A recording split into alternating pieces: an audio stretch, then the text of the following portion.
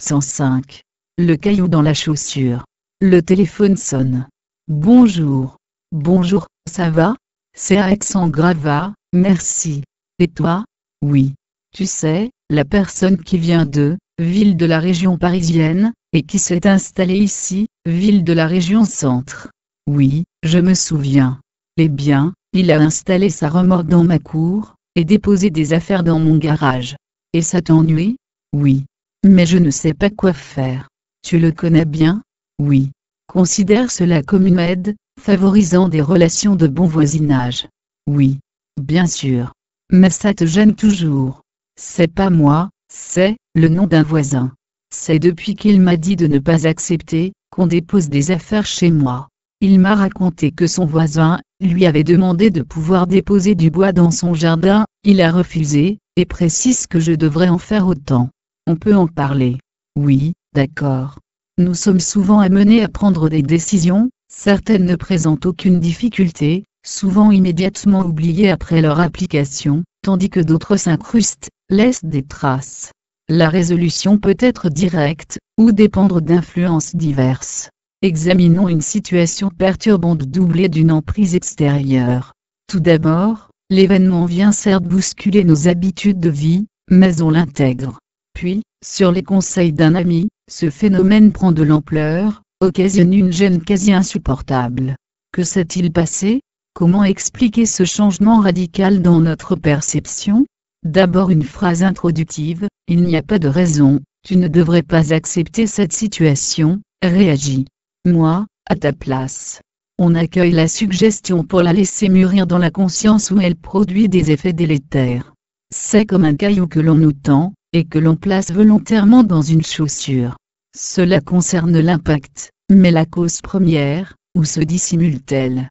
Déjà, pour acquiescer à cette proposition, convient-il de développer une certaine propension à son égard, que la conscience entre en résonance avec cette thématique, sinon elle passerait comme un nuage dans le ciel.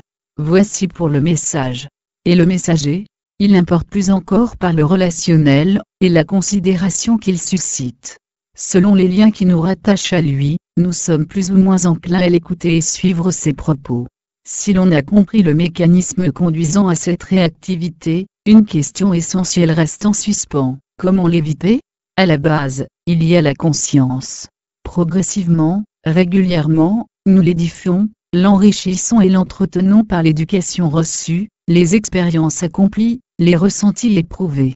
Cette conscience, nous la bâtissons et l'aménageons à notre guise, tel un projet immobilier dont nous serions à la fois l'architecte et l'ensemble des corps de métier dédiés. Si ce schéma séduit, reflète-t-il la réalité? Ne se heurte-t-il pas frontalement au comportement commun teinté, si ce n'est englué dans une ordre descendant, d'influence et d'emprise? Très certainement. Des attitudes contenues par exemple dans ce type d'affirmation. C'est pas moi, c'est ma mère, ou mon père qui.